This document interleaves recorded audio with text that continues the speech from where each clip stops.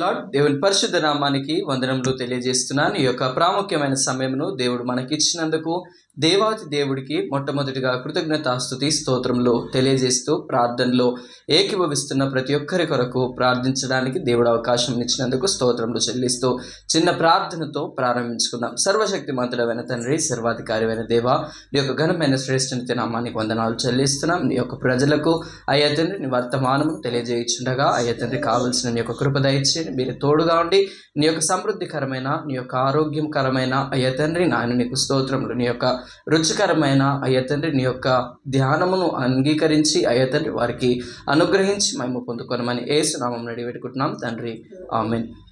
ఇక్కడ చూస్తూ ఉంటే పేతురుకు రాసిన మొదటి పత్రిక మనము మొదటి అధ్యాయములో చూస్తూ ఉంటే, మొదటి అధ్యాయములో మనము ఇక్కడ 13వ వచనములో చూస్తూ ఉంటే, కాబట్టి మీ మనస్సు అను నడుము కట్టుకొని నిబ్బరమైన బుద్ధి గల వారై యేసుక్రీస్తు ప్రత్యక్షమైనప్పుడు మీకు తేబడు కృప విషయమై సంపూర్ణ నిరీక్షణ కలిగి యుండుడి. ఇక్కడ జ్ఞాపకం చేసుకునక ముందుకు అనగా మనము ఏ యొక్క ప్రాముఖ్యమైన విషయాన్ని మనం జ్ఞాపకం చేసుకుంటూ ఉన్నాం, అక్కడ మనం ఎందుకు ఇది మనం జ్ఞాపకం చేసుకుంటూ ఉన్నాం, ఎందుకు మనం దినదినము ప్రార్థనలు చేస్తూ ఉన్నాం, లేదా మనము ఎందుకు దేవునిలో ఎదుగుతూ ఉన్నాం అనేది ఒక నిరీక్షణకరమైన ప్రశ్నగా మనకు ఉంటూ ఉంది. దేవుని ప్రియులారా, ఏంటిది ఆ నిరీక్షణకరమైన ప్రశ్న మన జీవితాలలో ఉంటుంది అని అన్నప్పుడు, మనము మన అనుదిన జీవితములతో పాటు మనకంటూ ఒక ప్రత్యేకమైన దినమును దేవుడు ఏర్పాటు చేసినారని మనము జ్ఞాపకం చేసుకుంటూ ఉన్నాం.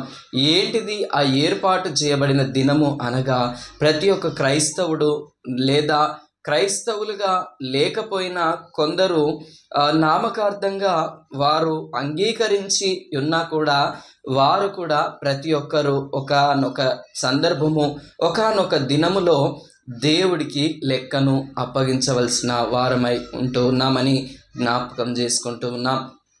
ఎందుకు అనగా, మనము ప్రతి దినము అంటే మనకంటూ ఒక రోజును దేవుడు ఆయన పీఠం ఎదుట మనము హాజరు కావలసిన వారమని జ్ఞాపకం చేసుకుంటూ ఉన్నాం. తర్వాత ఇక్కడ మనం చూస్తుంటే కాబట్టి మీ మనస్సు అను నడుము కట్టుకొని నిబ్బరమైన బుద్ధి గల వారి, మంచి నిబ్బరమైన బుద్ధిని కలిగి మనము నడుములను కట్టుకోవాలి. మనస్సు మంచిగా, అందుకే మనసు ఉంటే మార్గం ఉంటుందని చాలామంది అంటూ ఉంటారు. దేవుడి పైన మన మనస్సును ఆనుకొనింపజేసి మనము ఆ నడికట్టును కట్టుకున్నప్పుడు, ఆ నిబ్బరమైన బుద్ధి కలిగి మనం జీవించినప్పుడు, యేసుక్రీస్తు ప్రత్యక్షమైనప్పుడు మీకు తేబడు కృప విషయమై సంపూర్ణ నిరీక్షణ కలిగి యుండుడి. మనము రాకడలో యేసు ప్రభువుతో మనము ఎత్తబడే గుంపులో ఉండాలనంటే మనము దానికి కావలసిన దానిని మనము సిద్ధపరచుకోవాలి. దేవుని ప్రియులారా, ఇక్కడ మనం చూస్తూ ఉన్నాం ప్రాముఖ్యంగా అనగా దేవుడి యొక్క కృపా విషయంలో మనము జాగ్రత్తగా ఉండాలని దేవుని వాక్యంలో జ్ఞాపకం చేయబడుతూ ఉంది.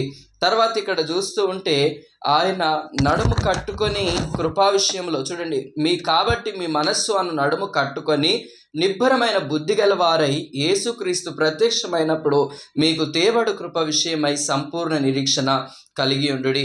నేను పరిశుద్ధుడనై ఉన్నాను గనుక మీరును పరిశుద్ధులై ఉండుడని వ్రాయబడి ఉన్నది.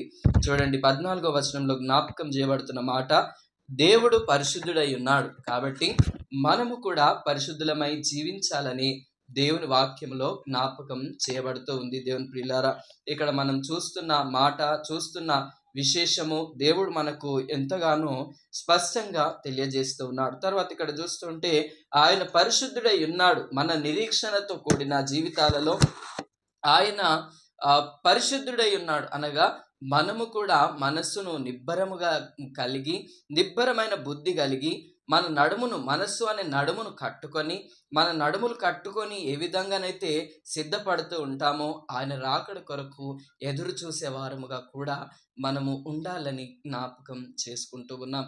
తర్వాత కృప విషయమై సంపూర్ణ నిరీక్షణ కలిగి ఉండాలి. చూడండి, మనసును నడుము కట్టుకోవాలి, తర్వాత నిబ్బరమైన బుద్ధి కలిగి జీవించాలి, తర్వాత ఆయన ప్రత్యక్షమైనప్పుడు కృప విషయమై సంపూర్ణ నిరీక్షణ కలిగి యుండుడి అని మొదటి 13వ వచనంలో మనకు జ్ఞాపకం చేయబడుతూ ఉంది.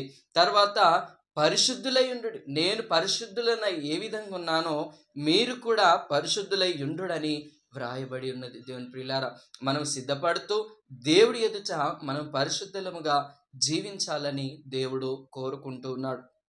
ఎందుకనగా 16వ వచనంలో చూస్తే, కాగా మీరు విధేయులగు పిల్లలై మీ పూర్వపు అజ్ఞాన దశలో మీకుండిన ఆశలను అనుసరించి ప్రవర్తింపక మిమ్మును పిలిచిన వాడు పరిశుద్ధుడై ఉన్న ప్రకారము మీరును సమస్త ప్రవర్తన యందు పరిశుద్ధులై ఉండుడి. దేవుని ప్రియులారా, సమస్తమైన పరిశుద్ధమైన ప్రవర్తనను కలిగి జీవించే వారముగా ఉండాలని దేవుడి యొక్క వాక్యము ద్వారా సహోదరుడిగా లేదా ఆత్మీయ సన్నిహితుడిగా మీకు నేను తెలియజేస్తూ ఉన్నాను. దేవుని ప్రియులారా, కాబట్టి మనలను మనమే ఒకసారి ఏ విధంగా ఉంటూ ఉన్నాం? నిబ్బరమైన బుద్ధి కలిగి జీవిస్తూ ఉన్నామా? పాముల వలె వివేకము కలిగి జీవిస్తున్నామా? పావురం వలె నిష్కపటులమై జీవిస్తూ ఉన్నామా?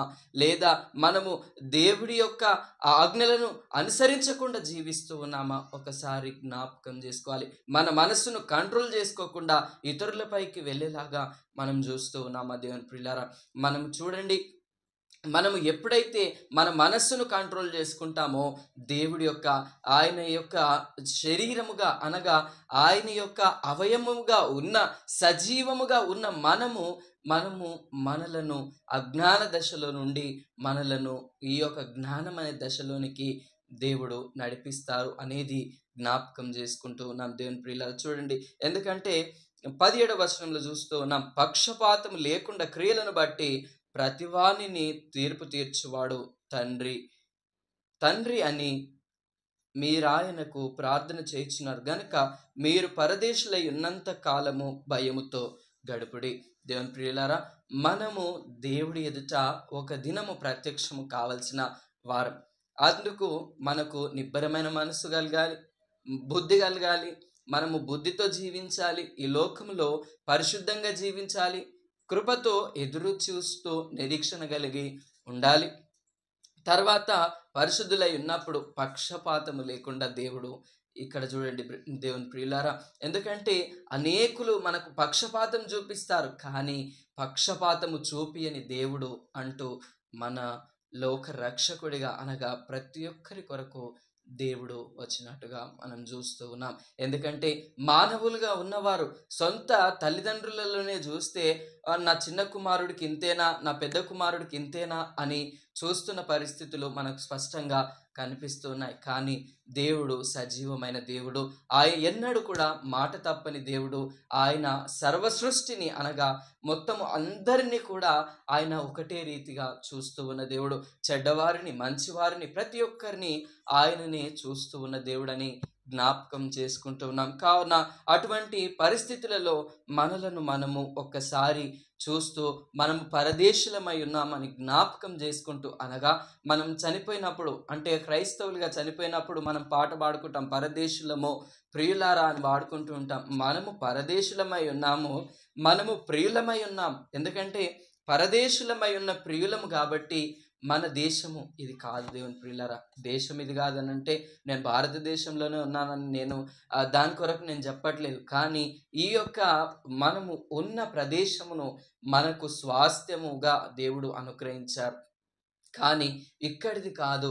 ఎందుకంటే చచ్చినాకనే అసలు ఆట స్టార్ట్ అవుతుందని చాలామంది పెద్దలు అంటూ ఉంటారు. అసలు చనిపోగానే మనం దేవుడి రాజ్యానికి వెళ్తామా? అక్కడ ప్రశ్న. మనము దేవుడి సన్నిధిలో ఏ విధంగా ఉంటూ ఉన్నాం? అనేకులు చూస్తూ ఉన్నాం వీడియోస్లలో, అనేక దాంట్లలో చూస్తూ ఉన్నప్పుడు చనిపోగానే అయిపోయింది అని అనుకుంటాం. కానీ చనిపోయినప్పుడే మన మొదటి ప్రారంభము అక్కడనే జరుగుతూ ఉంది. ఎందుకంటే ఈ లోకంలో మనం విడిచిపెట్టినప్పుడు మనలను వెనకలున్న వారు ఏమంటారో మొదటిగా జ్ఞాపకం చేసుకోవాలి. బాగా చచ్చిండ్రా, మంచిగా చచ్చింది అని అంటారా? లేకపోతే అయ్యో వీళ్ళు ఇంత మంచిగా ఉండేవాళ్ళు, వీళ్ళు మనతో ఈ విధంగా ఉండేవారని మనకు అటువంటి ధన్యతను ఈ భూమిపైన సంతరించుకుంటున్నామా?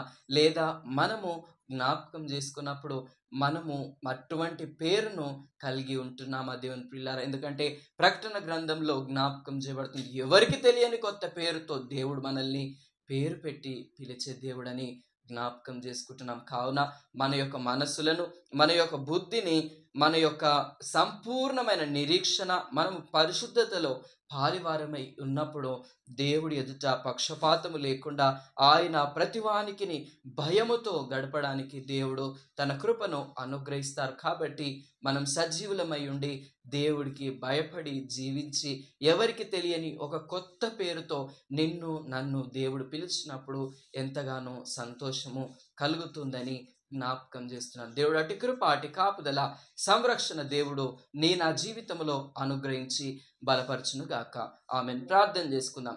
సర్వశక్తి మంతుడమైన తండ్రి, సర్వాధికారివైన దేవ, నీ యొక్క ఘనమైన శ్రేష్ఠ నిత్య నామానికి వందనములు, కృతజ్ఞతాస్తుతి, స్తోత్రములు చెల్లిస్తున్నాం. మనస్సును అయ్యా తండ్రి, నాయన కావలసిన బుద్ధిని అయ్యా తండ్రి, నిబ్బరమైన బుద్ధిని మీరు అనుగ్రహించండి. అయ్యా తండ్రి, నీకు అవిధేయులుగా కాక విధేయులై జీవించే కృపను దయచేయమని ప్రార్థన చేస్తున్నాం. నీ సన్నిధి చేత కప్పండి. కావలసిన నీ యొక్క కృప, నీ యొక్క కనికరము చేత, నీ భయముతో అయ్యా తండ్రి వణుకుచు ఈ లోకములో పరదేశులమై ఉన్నాము అని జ్ఞాపకం చేయబడుతుంది. అయ్యా తండ్రి, కావలసిన నీ యొక్క కృపను దయచేయమని ప్రార్థన చేస్తున్నాం. అయ్యా తండ్రి, మినిస్ట్రీకి సహాయం చేస్తున్న రత్నమ్మ ఆంటీ, వారి కుటుంబంను అయ్యా తండ్రి నీకు వందనాలు. తల్లిగారిని మీరు జ్ఞాపకం చేసుకోనండి. వారి యొక్క కుమారులను అయ్యా తండ్రి, వారి యొక్క కుమార్తెలను మీరు జ్ఞాపకం చేసుకోమని ప్రార్థన చేస్తున్నాం. అయ్యా తండ్రి నీకు వందనాలు. బ్రదర్ విక్టర్ గారిని కూడా మీరు జ్ఞాపకం చేసుకోనండి. క్యాలెండర్స్కి అయ్యా తండ్రి సహాయమును అందిస్తున్నారు ప్రభా, వారిని కూడా మీరు జ్ఞాపకం చేసుకొని దీవించమని ప్రార్థన చేస్తున్నాం. హెప్సిబా డానియల్ వారి కొరకు ప్రార్థన చేస్తున్నాం. అయ్యా తండ్రి లక్ష్మమ్మ గారిని అయ్యా తండ్రి, వారి యొక్క మనవరాలను అయ్యా తండ్రి లక్కిని మీరు జ్ఞాపకం చేసుకోమని ప్రార్థన చేస్తున్నాం. అయ్యా తండ్రి నీకు వందనాలు. నీ యొక్క కృపలో భరత్ను కూడా మీరు జ్ఞాపకం చేసుకోనండి. కావలసిన నీ యొక్క కృపను దయచేయండి. వారి కుటుంబంలో రక్షణ దయచేయమని ప్రార్థన చేస్తున్నాం ప్రభా. నీకు వందనాలు చెల్లిస్తున్నాం. అయ్యా తండ్రి లక్ష్మి అమ్మగారిని కూడా మీరు జ్ఞాపకం చేసుకోనండి ప్రభా. వీరేష్ వివాహం కొరకు సిద్ధపడుతూ ఉండగా మీరే కృప చూపించి మార్గమును సరళపరచండి. లోకేష్ను రక్షణ దయచేయండి. ఉదయని మీరు జ్ఞాపకం చేసుకోనండి. కాంతమ్మను మీరు జ్ఞాపకం చేసుకోనండి ప్రభా. నీకు వందనాలు. నీ యొక్క కృపలో కావలసిన సహాయమును, నీ యొక్క కృపను దయచేయండి. యాకోబ్ గారిని, కుమార్ గారిని మీరు జ్ఞాపకం చేసుకోనండి. ఇంకను నాయన అనేకులు ప్రార్థించమన్నారు ప్రభా. వారిని పేరు పేరు వరుసన మీరు దీవించి ఆశీర్వదించి నీ యొక్క మెండైన కృపల చేత భద్రపరిచి అయ్యా తండ్రి సదానంద్ అయ్యా తండ్రి పెద్ద మనిషిని కూడా మీరు జ్ఞాపకం చేసుకునండి ప్రభా. అయ్యా తండ్రి మంచి ఆరోగ్యములను వారికి దయచేయండి. అయ్యా తండ్రి ఇంకను నాయన వృద్ధాపంలో ఉన్న ప్రతి ఒక్క పెద్ద మనుషులను మీరు జ్ఞాపకం చేసుకొని మీరే మహిమ పొందుకుంటారు. యేసుక్రీస్తు పరిశుద్ధ నామమున ఇచ్చింది ప్రార్థన అడిగి వేడుకుంటూ ప్రార్థిస్తున్నాను తండ్రి, ఆమెన్. దేవుడు మిమ్మును మీ కుటుంబములను దేవుడు నిండుగా మెండుగా దీవించి ఆశీర్వదించి బలపరిచి నడిపించును గాక.